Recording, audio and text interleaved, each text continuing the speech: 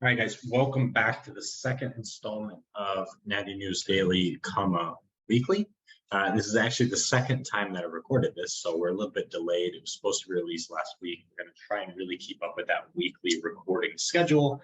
However, I botched the audio in the last one, as is tradition with me in technology. So here we are, take two. You might have seen some of these posts already because we are a little bit delayed, like I said, but it's good to reiterate. And if you haven't, maybe you'll see it here for the first time and learn something, be able to dive into some deeper information. So just like last week, we're covering 3 different articles, 3 different news stories, whatever you want to call it. 2 of them are a little bit more sciencey. One of them is a little bit more pop culture and a little bit more controversial. So stay in tune. Keep watching for that last video. You can skip ahead if you want to. So the first one, this is coming out of Dr. Brandon Roberts' lab. This is, I feel like everyone's covering it now, right? So low energy availability, negative consequences of low energy availability in natural male bodybuilding, a review. So if you've prepped, if you've gone through a prolonged dieting period, if you're watching this podcast, you probably understand or have experienced the side effects of dieting for a long period of time and the side effects of prepping, right? Like that's no surprise.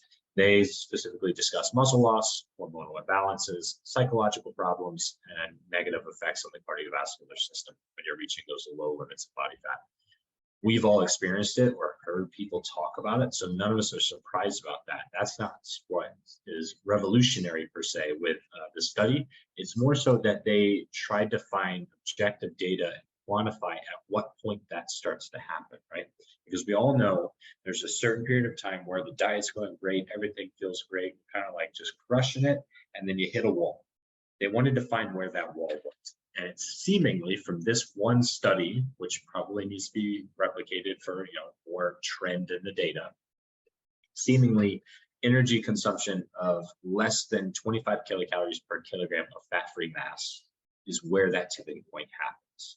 Now, again, this is preliminary. This is one study or a review, right? It probably needs a little bit more in-depth conversation happening. And this is going to be specific to each individual potentially. And our ability to kind of record and accurately find our fat-free mass to make these calculations is going to be questionable for the general population. However, it's great to have this data, right? So we can generalize and say at this period of time or at this intake, this is when we start to see issues arise. So therefore, theoretically, if we can stay above 25 kilocalories per kilogram fat-free mass intake across a longer period of time, we're going to minimize the amount of side effects that we see, hopefully, right? So especially for the gen pop, right? Stay above that, do a longer period of weight loss, don't do these crash diets. For your bodybuilders, that's where you're seeing these longer and longer preps be very successful, right? No longer the days of the 12-week prep, even the 16-week prep. People are going 20, 24, 30. I mean, if you're Jeff Alberts, you're prepping 52 weeks in a year. But the longer prep allows for a less aggressive rate of loss, which allows for higher intake, which keeps you out of this range where you start to see some of these side effects, right? So great to see that data come across. If you want to read more, you can see his Instagram right there. This is Brandon Roberts. So our next one, I covered him last week. I like the guy, so we're going to keep covering him. No, this is just, it's great timing.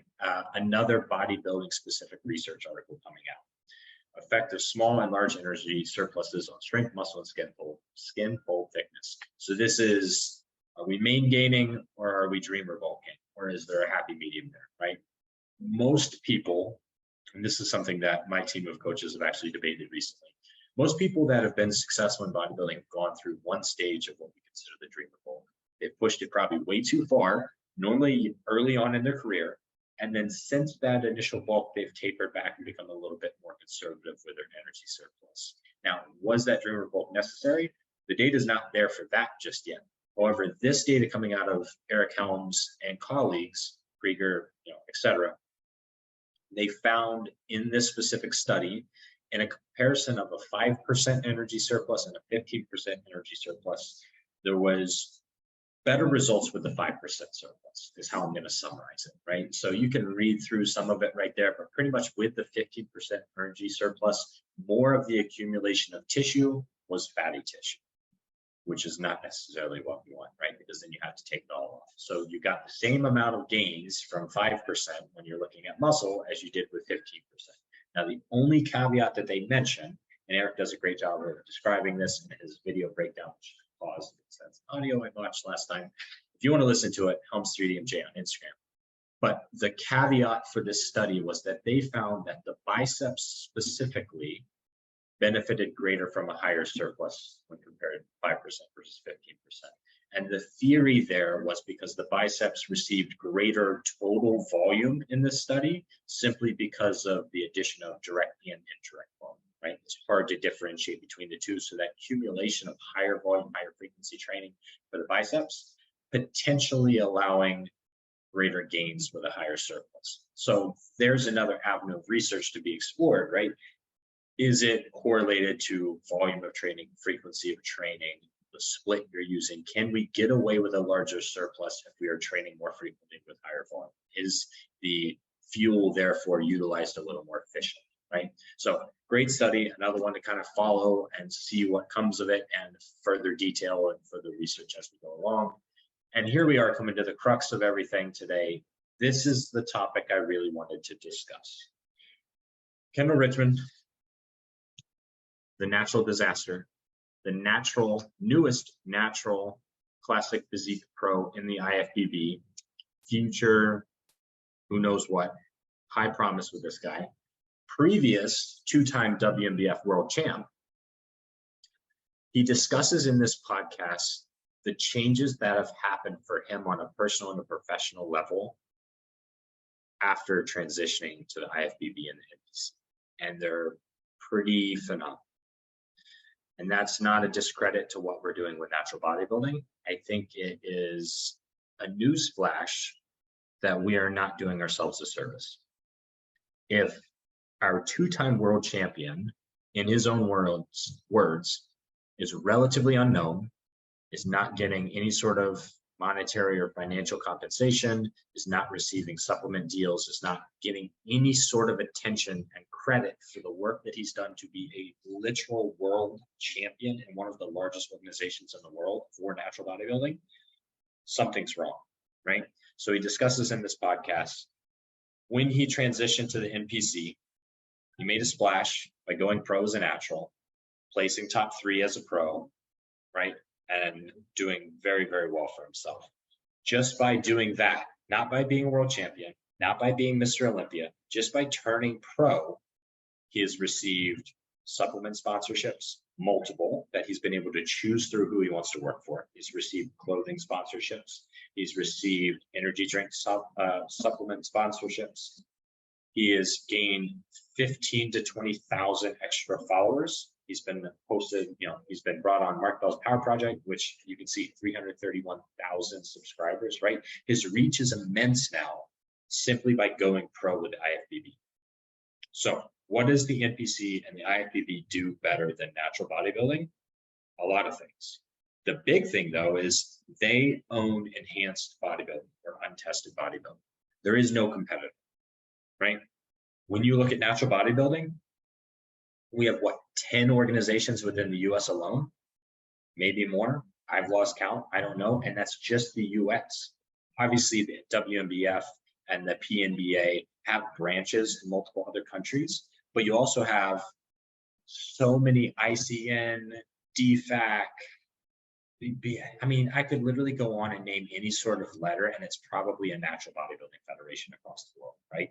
So when that happens, resources are diluted, the athlete pool is diluted, social media reach is diluted.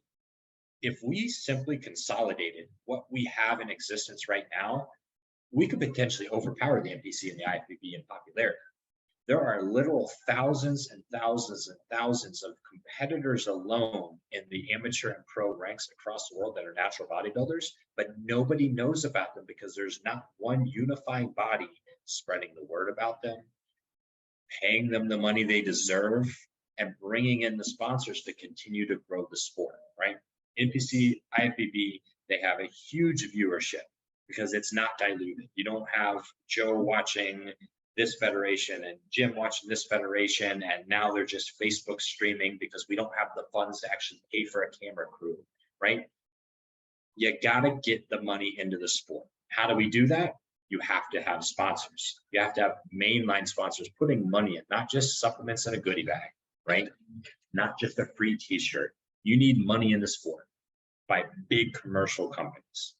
How do you do that? You have to get people to watch it. You have to get people to unify under one body to do so. That way you have 50 bodybuilding athletes in a show, not 5. When eyes start looking at anything, sponsors will follow, the money will follow, and then the growth will be exponential. Now, how do we get that to happen? I don't know the answer. I do know that there are people in power that could make it happen.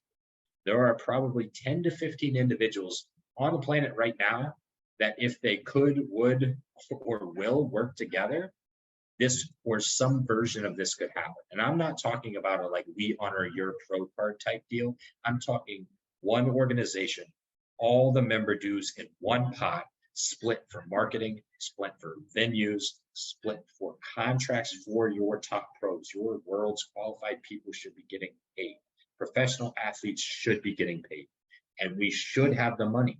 If thousands and thousands and thousands of athletes are competing, paying these fees, paying their member dues on a yearly basis, and things were consolidated, you would be able to do so.